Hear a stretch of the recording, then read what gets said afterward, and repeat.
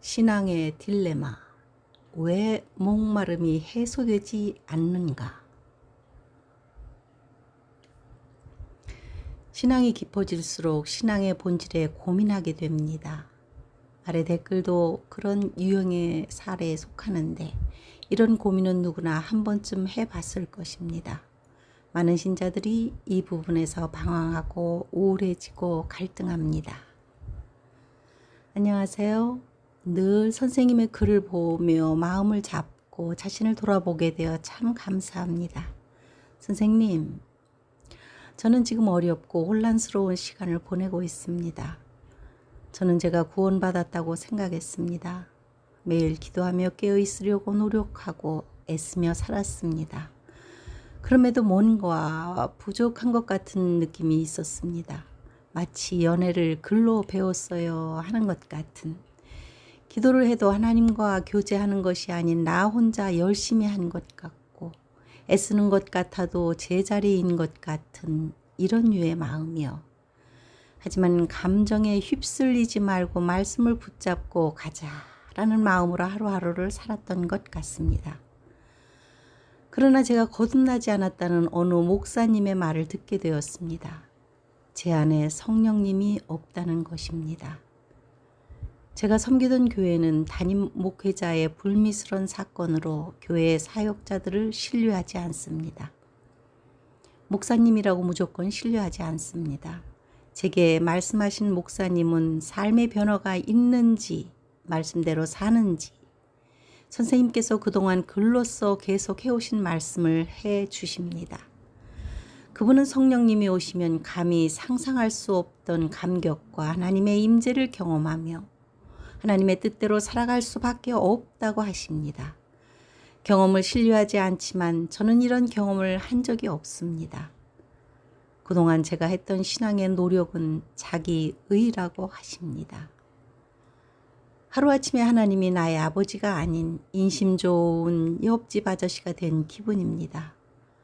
물론 그렇지 않다는 것 알고 있지만 이제라도 알게 되어 감사하지만 하나님께 감히 따질 수 없다는 것을 알지만 그동안 제가 궁금했던 질문들이 뭔가 부족한 것 같다는 생각들이 내 안에 성령님이 안 계시기 때문이었다는 것으로 전부 납득이 됩니다.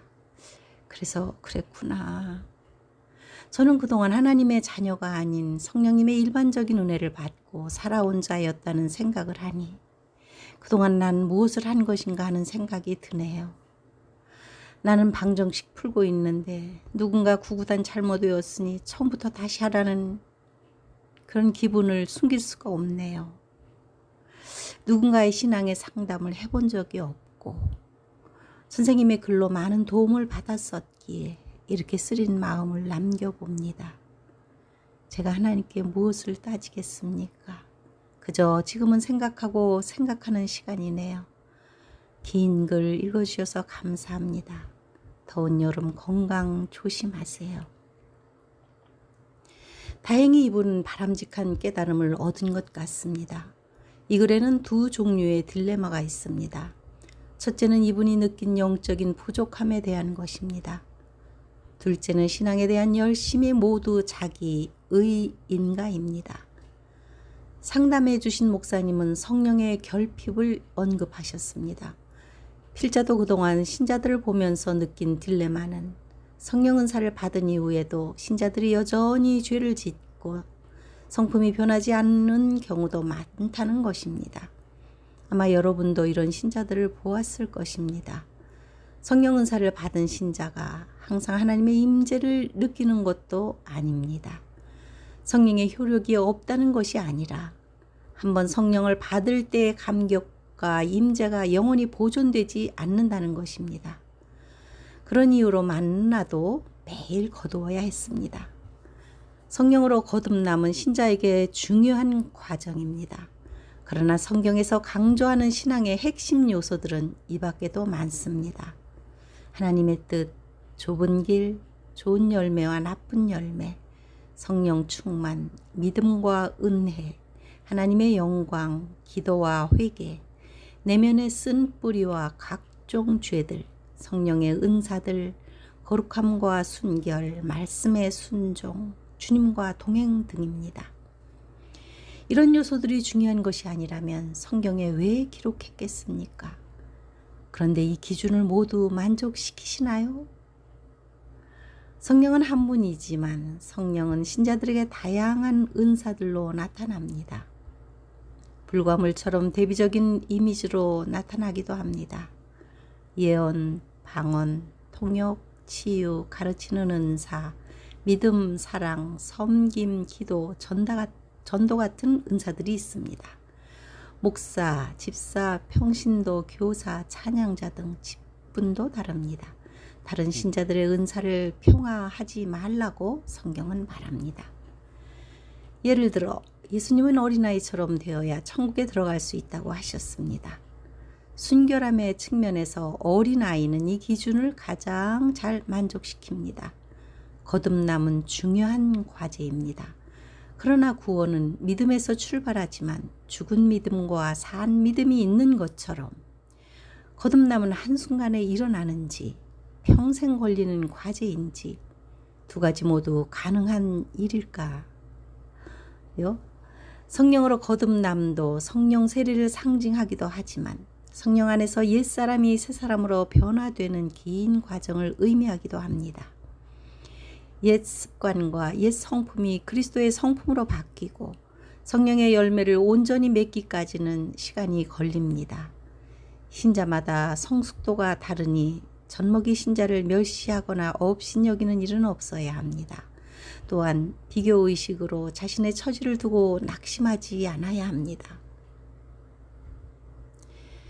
한 달란트 받은 종이 그렇게 행동했습니다. 당신의 기준은 너무 높고 까다롭고 실수를 용납하지 않으니 나는 차라리 가만히 있겠습니다.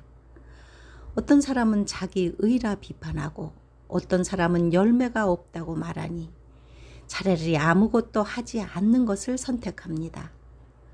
안전에만 급급한 신자는 착하고 충성된 종이 아닙니다. 주님은 우리에게 최선을 요구하시는데 최소한에도 미치지 못하는 행동을 합니다. 앞에서 거론한 신앙의 여러 기준들은 세부적인 요소지만 신자의 삶은 크게 두 종류로 구분할 수 있습니다. 가인의 제단과 아벨의 제단이 있고 신자의 삶은 제단을 결정합니다.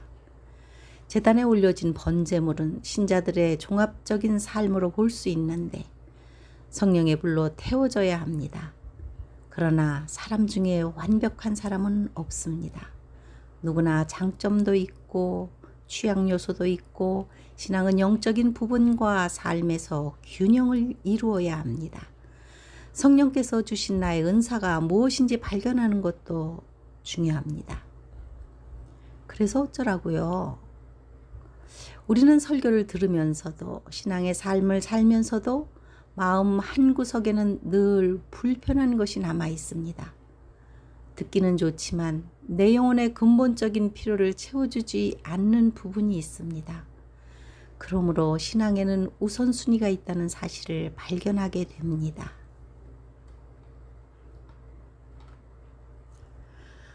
목마른 영혼에게 필요한 것은 성령의 생수입니다. 영적인 갈증을 느끼는 것도 하나님의 은혜이자 성령의 감동입니다. 성령과 신부가 말씀하시기를 오라 하는도다. 듣는 자도 오라 할 것이요 목마른 자도 올 것이요 또 원하는 자는 값없이 생명수를 받으라. 하나님이여 사슴이 시냇물을 찾기에 갈급함같이 내 영혼이 주를 찾기에 갈급하나이다. 생명수를 마시는 사람은 영혼이 소생하여 생명력으로 충만해집니다. 그러나 생명수는 매일 퍼올려서 마셔야 합니다. 밥은 하루에 3번이나 먹잖아요. 하루만 굶어도 허기를 느낍니다. 많은 신자들이 이 풍성한 은혜를 누리지 못하는 것은 생명수를 퍼올리기보다 세상의 즐거움으로 채우려고 하기 때문입니다. 생수의 근원은 예수 그리스도입니다. 내 잔이 넘치나이다. 신앙적인 모든 요소는 올바른 믿음을 가지고 예수 그리스도의 표대를 향하여 가면 모두 자연스럽게 달성될 것입니다. 그리고 생명수의 강가에 심겨진 생명나무가 열매를 풍성하게 맺는 것은 당연한 현상입니다. 진정한 복음은 조용히 사람의 마음을 바꾸고 행동을 바꾸고 교회를 바꾸고 세상을 바꿉니다. 성령의 생수로 소생된 영혼은 의의 길을 갈 수 있습니다.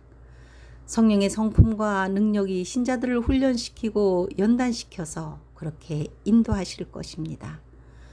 그런 이유로 주님께서 초대교회 제자들에게 먼저 성령의 능력을 덧입도록 기도하라 하신 것입니다. 성령의 생수를 구하십시오. 때로 이것은 시간이 걸리는 일이므로 그리스도의 사랑을 의심하지 말고 낙심하지도 말고 믿음으로 따라가야 합니다. 그러나 오늘 밤 결단하고 생명수를 간절히 구하면 충만한 순간을 경험할 수도 있습니다. 그렇게 되기를 바랍니다. 우리의 최선은 길에서 벗어나지 않도록 매일 성령의 생수를 퍼올려서 충만한 상태를 유지해야 합니다. 구하는 자에게 길을 열어주시고 그것을 신뢰하는 것이 믿음입니다.